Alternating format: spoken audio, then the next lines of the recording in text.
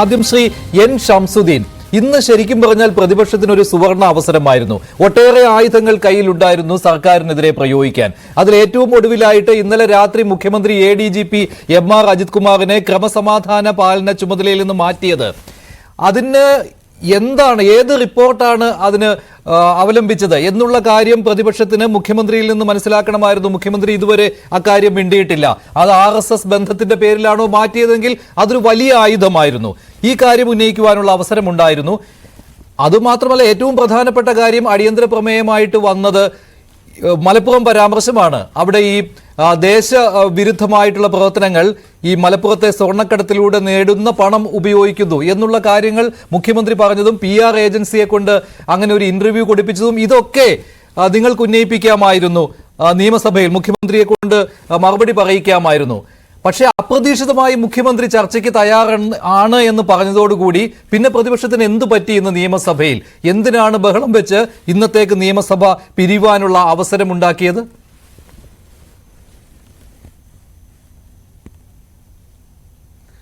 അത് നിങ്ങൾ പറയുന്നത് പോലെയല്ല. അതായത് ചർച്ചയ്ക്ക് തയ്യാറാണ് എന്നത് പറഞ്ഞതിന് ശേഷം ഞങ്ങൾ നിയമസഭാ നടപടികൾ അവസാനിപ്പിക്കാനും സ്തംഭിപ്പിക്കാനും ശ്രമിച്ചു എന്ന് പറയുന്ന നരേറ്റീവ് ശരിയല്ല. ഇവിടെ ഇന്ന് നിയമസഭയിൽ നമുക്കറിയാം, ചോദ്യോത്തര വേളയിൽ ആണ് പ്രശ്നങ്ങളുടെ തുടക്കം. ചോദ്യോത്തര വേളയിലെ പ്രശ്നം എന്തായിരുന്നു? 49 ചോദ്യങ്ങൾ, വളരെ പ്രസക്തമായ ഈ കാലിക വിഷയങ്ങളെല്ലാം വരുന്ന DGPയുമായി ബന്ധപ്പെട്ട, പൂരം കലക്കലുമായി ബന്ധപ്പെട്ട ഇങ്ങനെയുള്ള എല്ലാ പ്രശ്നങ്ങളും, ഇപ്പോ സ്വർണ്ണക്കള്ളക്കടത്ത്, സ്വർണം പൊട്ടിക്കൽ, ഈ അടുത്ത കാലത്ത് നമ്മുടെ രാഷ്ട്രീയ അന്തരീക്ഷത്തിൽ കുറെ പ്രശ്നങ്ങൾ ഉണ്ടല്ലോ. അത് ഇടതുപക്ഷ സഹയാത്രികർ തന്നെ പുറത്തു കൊണ്ടുവന്ന പ്രശ്നങ്ങൾ ഉണ്ടല്ലോ. അപ്പൊ അതുമായി ബന്ധപ്പെട്ട് കാലികമായി പ്രസക്തമായ 49 ചോദ്യങ്ങൾ കൊടുത്തിട്ട് ആ ചോദ്യങ്ങളെ നിയമസഭാ സെക്രട്ടേറിയറ്റ് പ്രസക്തമല്ല എന്ന് പറഞ്ഞ്, പൊതുപ്രാധാന്യമില്ല എന്ന് പറഞ്ഞ് 1C പ്രകാരം നിരാകരിച്ച് അൺസ്റ്റാർഡ് ക്വസ്റ്റ്യൻ, അതായത് അത്ര ഫ്ലോറിൽ മറുപടി പറയേണ്ടതല്ലാത്ത വിഭാഗത്തിലേക്ക് അത് മാറ്റി. അപ്പൊ അതിനെ സംബന്ധിച്ച് ഞങ്ങൾ ആദ്യം ചോദ്യം ചെയ്യുകയും ആ സാഹചര്യത്തിൽ ഇന്നത്തെ ചോദ്യോത്തര, അതിലുള്ള ഒരു പ്രൊട്ടസ്റ്റിന്റെ ഭാഗമായി ഇന്നത്തെ ചോദ്യോത്തര വേളയിൽ പങ്കെടുക്കുന്നില്ല എന്നുള്ള നിലപാട് സ്വീകരിച്ചു.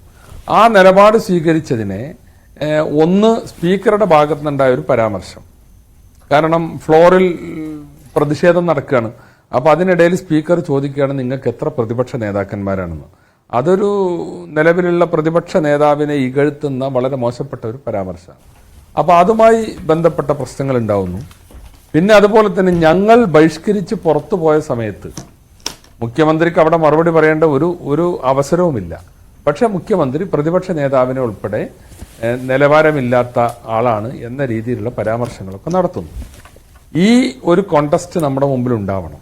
അത് അങ്ങനെയാണ് ഞങ്ങൾ തിരിച്ചു വരുമ്പോൾ ഒരു സാഹചര്യം. സ്വാഭാവികമായും തനിക്കെതിരെ പറഞ്ഞ കാര്യങ്ങൾ അവിടെ റെക്കോർഡിൽ കിടക്കുകയാണ്. നിയമസഭയുടെ ഒരു പ്രധാന പ്രശ്നം അതാണ്.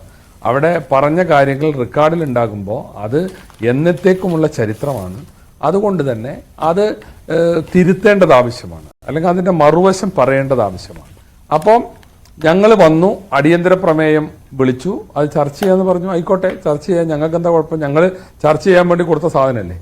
അപ്പോഴാണ് ഇതിന്റെ ഒരു വിശദീകരണം വരുന്നത്. അപ്പോ മുഖ്യമന്ത്രി അതിനെതിരെ നടത്തിയ ചില പരാമർശങ്ങൾ, പക്ഷെ അവിടെ അതുമായിരുന്നു പ്രയോറിറ്റി. ശ്രീ എൻ ഷംസുദ്ദീൻ, ഈ അൺസ്റ്റാർഡ് ചോദ്യങ്ങൾ അല്ലല്ല, ഈ അൺസ്റ്റാർഡ് ചോദ്യങ്ങളായിട്ട് പ്രധാനപ്പെട്ട ചോദ്യങ്ങൾ മാറ്റിയതോടുകൂടി ഈ വിഷയങ്ങളൊന്നും നിയമസഭയിൽ ഉന്നയിക്കുവാനുള്ള അവസരം പ്രതിപക്ഷത്തിനില്ല.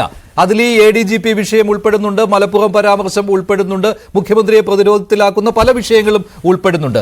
പക്ഷെ അതിനെല്ലാം ഒരു പ്രതിവിധിയായിട്ട് നിങ്ങൾക്ക് വീണ് കിട്ടിയ ഒരു അവസരമല്ലേ ഈ അടിയന്തര പ്രമേയത്തിന് ചർച്ച അനുവദിക്കാം, 12 മണിക്ക് ചർച്ചയാകാം എന്ന് മുഖ്യമന്ത്രി പറഞ്ഞത്? അപ്പോൾ മറ്റെന്തിനേക്കാളും പ്രയോറിറ്റി അതിന് നൽകാതിരുന്നത് എന്തുകൊണ്ടാണ്? നിങ്ങൾ ഹോംവർക്ക് നടത്താത്തത് കൊണ്ടാണോ എന്നുള്ള വിമർശനം കൂടി ഉയർന്നിട്ടുണ്ട്. അല്ല ഞാൻ പറയട്ടെ.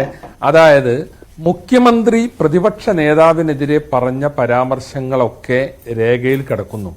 അതിൽ നിന്ന് ഒരു വരി പോലും മാറ്റുമെന്ന് സ്പീക്കർ പറഞ്ഞിട്ടില്ല.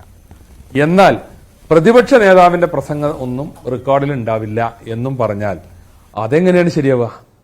ഒരേ ഡിബേറ്റിൽ പ്രതിപക്ഷ നേതാവിനെതിരെ മുഖ്യമന്ത്രി പറഞ്ഞതൊക്കെ റെക്കോർഡിലുണ്ടാവും. മുഖ്യമന്ത്രിക്കെതിരെ പ്രതിപക്ഷ നേതാവ് പറഞ്ഞ ഒന്നും റെക്കോർഡിൽ ഉണ്ടാവില്ല. അതാണ് തർക്ക പോയിന്റ്. അതിനെ തുടർന്നാണ് പ്രതിഷേധവും ബഹളവും ഉണ്ടായതും നിയമസഭ സ്തംഭിക്കാൻ സ്പീക്കർ ഇന്ന് ബഹളത്തെ തുടർന്ന് നിയമസഭ നടത്തിക്കൊണ്ടുപോകാൻ കഴിയാത്തതിനെ തുടർന്ന് ഇന്നത്തെ സഭ അവസാനിപ്പിച്ചത്. അപ്പൊ അത് ഈ പറഞ്ഞ മാതിരി ഞങ്ങൾ തന്നെ കൊണ്ടുവന്ന അടിയന്തര പ്രമേയത്തിന് ഞങ്ങൾ ഒടിച്ചോടിയതല്ല. അതിന്റെ ഒരു ആവശ്യമില്ല. ഇനിയുള്ള ദിവസങ്ങളിലും ഈ കാര്യങ്ങളൊക്കെ അവതരിപ്പിക്കാൻ അവസരമുണ്ട്. ഇത് ഇന്നത്തെ ഒരു അടിയന്തര പ്രമേയം എന്ന് പറഞ്ഞാൽ അവസാനത്തെ അടിയന്തര പ്രമേയമൊന്നുമല്ല. അത് ഇനിയും പല രൂപത്തിൽ, അതായത് നിയമസഭയിൽ ഒരു വിഷയം ഉന്നയിക്കുന്നതിന് ചില മെത്തേഡുകളുണ്ട്. ആ മെത്തേഡുകൾ ഓരോന്ന് വരുമ്പോൾ അത് ചോദ്യത്തിന്റെ രൂപത്തിലാകാം, സബ്മിഷന്റെ രൂപത്തിലാകാം, കോളിംഗ് അറ്റൻഷൻ ആകാം, റൂൾ 50 ഇന്നത്തത് പോലുള്ള അടിയന്തര പ്രമേയമാകാം. ഏതായിരുന്നാലും ഞങ്ങൾ ജനകീയ പ്രശ്നങ്ങൾ എല്ലാം നിയമസഭയിൽ ഉന്നയിക്കുന്നതിൽ ശുഷ്കാന്തി കാണിക്കാറുണ്ട്. അല്ല, പക്ഷേ ഈ രാഷ്ട്രീയ വിഷയങ്ങൾ ഉന്നയിക്കുന്നതിൽ നിങ്ങൾക്ക് തടസ്സമുണ്ട്. ഇപ്പോഴും ആ നിലപാടിൽ നിന്ന് സ്പീക്കർ മാറിയിട്ടില്ലല്ലോ. രാഷ്ട്രീയ വിഷയങ്ങൾ ഉന്നയിക്കുന്നതിൽ നിങ്ങൾക്ക് തടസ്സമുണ്ട്. ഉദാഹരണത്തിന് നിങ്ങൾ ഏറ്റവും ശക്തമായിട്ടുള്ള ഒരു മറുപടി സർക്കാരിൽ നിന്ന് വേണം, അത് കൃത്യത വേണം എന്ന് ആവശ്യപ്പെടുന്ന ഒരു കാര്യം ഈ CPM-ഉം RSS-ഉം തമ്മിലുള്ള ബന്ധത്തെക്കുറിച്ചാണല്ലോ. പ്രത്യേകിച്ച് മുഖ്യമന്ത്രിക്ക് അങ്ങനെ ചില ഇടപാടുകൾ ഉണ്ട്. ഇതാണല്ലോ നിങ്ങൾ ആഗ്രഹിക്കുന്നത്. അതിനുള്ള മറുപടി കിട്ടണം നിയമസഭയിൽ എന്നുള്ളതാണല്ലോ. പക്ഷെ അതിനുള്ള സാധ്യത പരിമിതമായിക്കൊണ്ടിരിക്കുകയല്ലേ. ഇനി ഈ മലപ്പുറം പരാമർശ വിഷയത്തിൽ ഇതിനേക്കാൾ ശക്തമായ ഒരു രീതിയിൽ ഉന്നയിക്കുവാൻ പറ്റുന്ന ഒരു അവസരം ഈ ഹ്രസ്വകാലത്ത് നിയമസഭ 3 ദിവസം മുമ്പാണല്ലേ അവസാനിപ്പിക്കാനും പോവുകയാണല്ലോ. 15-ാം തീയതി വരെയാണല്ലോ ഉള്ളത്. അപ്പോൾ അതിനുള്ള അവസരം കിട്ടുമോ പ്രതിപക്ഷത്തിന്? ഇനി ഉന്നയിക്കാൻ തുടങ്ങിയാൽ തന്നെ ഒരു തവണ ഉന്നയിക്കപ്പെട്ട കാര്യം എന്ന് പറഞ്ഞുകൊണ്ട് വേണമെങ്കിൽ സാങ്കേതികമായിട്ട് അവസരം നിഷേധിക്കാമല്ലോ.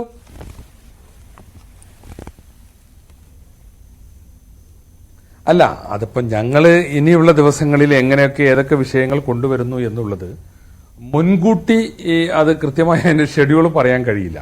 അത് ചില ഫ്ലോർ മാനേജ്മെന്റ് സ്ട്രാറ്റജിയാണ്. അത് ഞാനൊരു കാര്യം പറയാം, ഇതുൾപ്പെടെയുള്ള എല്ലാ വിഷയങ്ങളും ചർച്ച ചെയ്യാൻ ഇനിയും നിയമസഭയിൽ അവസരമുണ്ട്. ഞങ്ങളത് ഘട്ടം ഘട്ടമായിട്ട് തന്നെ നിയമസഭയിൽ കൊണ്ടുവരികയും ചർച്ച ചെയ്യുകയും ചെയ്യും.